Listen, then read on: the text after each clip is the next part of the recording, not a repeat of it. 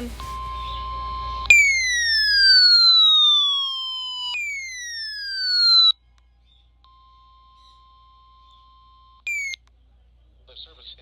SVR. No, SMW. Central Long Island Sound.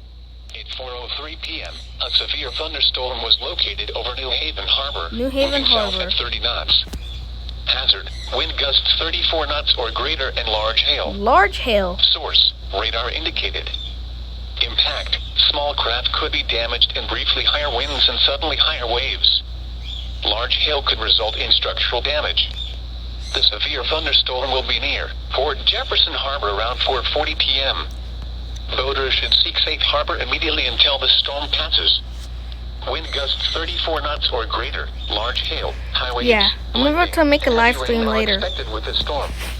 If caught on the open water, stay below deck if possible. Keep away from ungrounded metal objects.